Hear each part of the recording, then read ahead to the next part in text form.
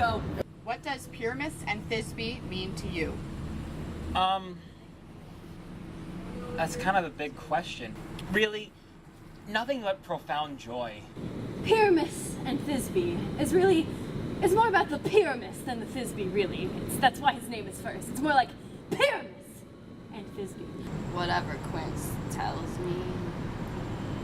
I'm in it. Well, it's all about breaking gender roles as well as the social media wall around us.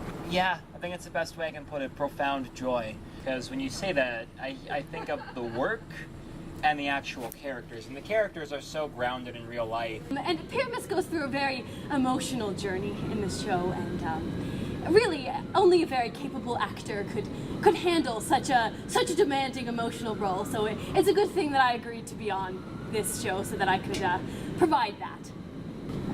I'm done. Next question. How did you get involved with the Minneapolis Players? Right, that's a good story. Well, I knew Quince back in college, but we didn't really work together very much. I was more on the main stage, and he was more involved in the, we called them creative collaborations, for the people who, weren't quite main stage material.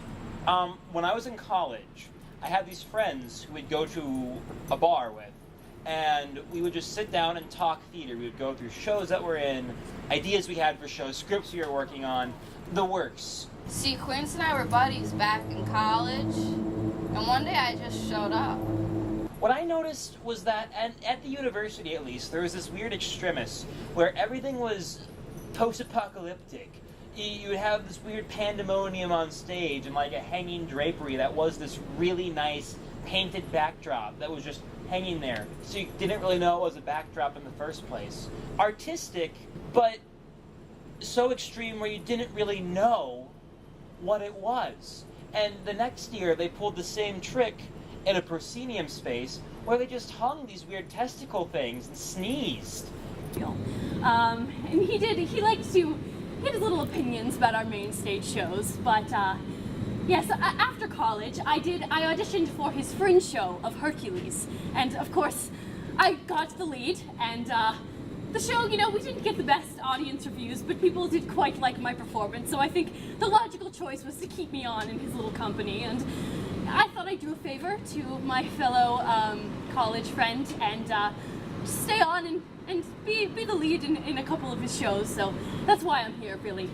God, how I got involved, getting sidetracked. Basically, I left. My friend Snug, she plays Lion, and she's brilliant. We met up, we talked about these extreme ideas, and Snug is just so kind and down to earth that we realized that what exists at the heart of every single show is not extremis, it's love. Everything is always about love in every single show that you see. I mean, you can't have To Kill a Mockingbird where everyone is yelling in each other's mouths in this weird performance art way. I tried that. It has to be about the love. So I'm getting sidetracked again. Snug and I got together. We just did this show. We did a one-person Death of a Salesman where Snug played the person who came in from the safari and like halfway through Act 1, and only that person. He gave me a script one day and he said, "Hey, could you read this?" And I was like, "Yeah, sure, man." And then I just read it and it went from there, and he kept me, and now I just keep getting pieces of paper with words on them and I keep reading it. None of the other characters existed. It was just her saying those lines. And then walking off stage, we had this false proscenium where you could see through it, where that was off stage, and it was just her hanging out back there until it's her time to come back on stage. That character only comes in 2 or 3 times in that script.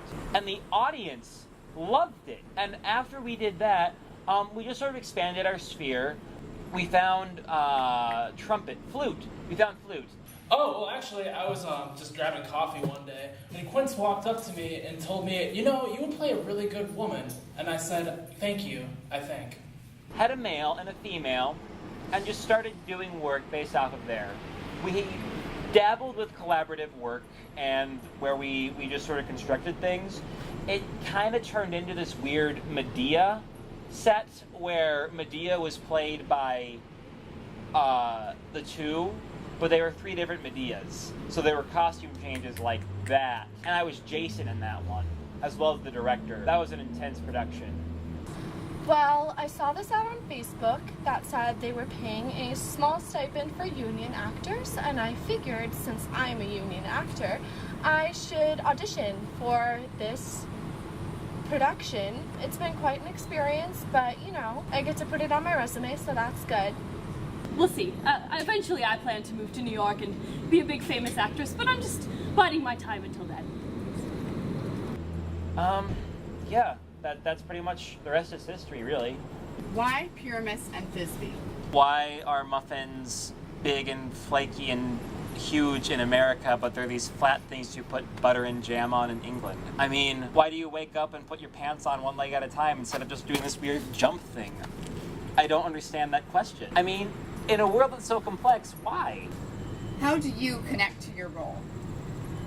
Oh, for this role in particular, so I don't shave a lot to begin with, but in order to like know the feeling of like the warmth and fuzziness of what it means to be a lion, just kind of giving it up all together.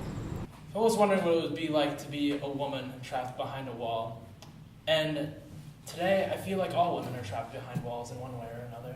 Well, I play a wall, so I really try to stand. I close my eyes and I center myself, but I'm also playing a wall like on the web, so it's really just a lot of structure to think about.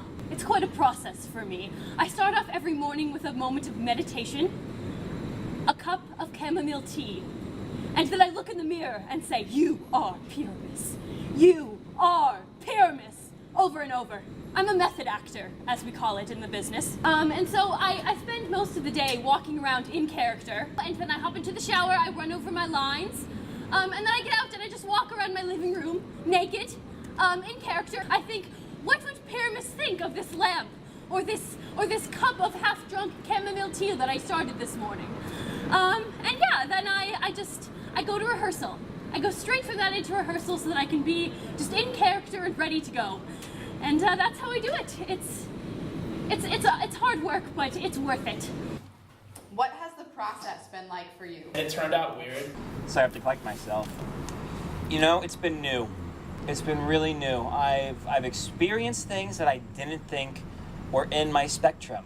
It's not that my spectrum wasn't open before, it just hadn't been opened in that way. I feel like it's like that feeling you have when you're an adolescent and you feel like you're the one train car derailed from the train tracks, but everyone else is still on the track, and you feel like you're the only person who's realized that there's something existing outside of the train tracks. Well, you know, Quince, he's an interesting director. He doesn't quite understand my process all the time. You know what they say, those who can't do teach, well, those who can't act direct. So he tries to tell me what to do a little bit more than he probably should. He probably should just leave it up to me, but I think I've managed to pull it together enough to pull off a quite masterful performance.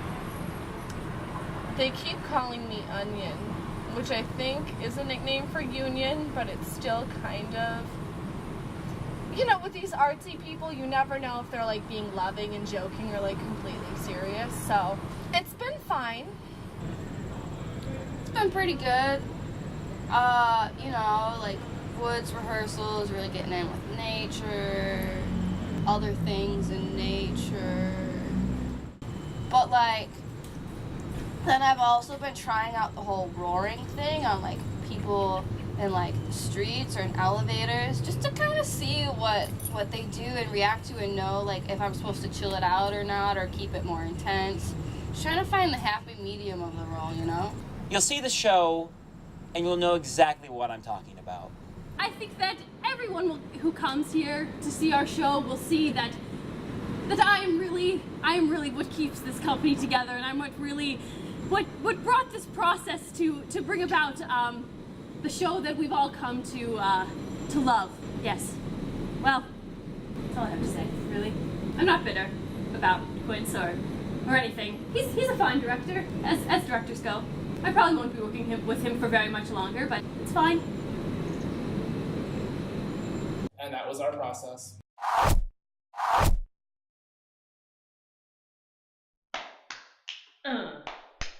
What?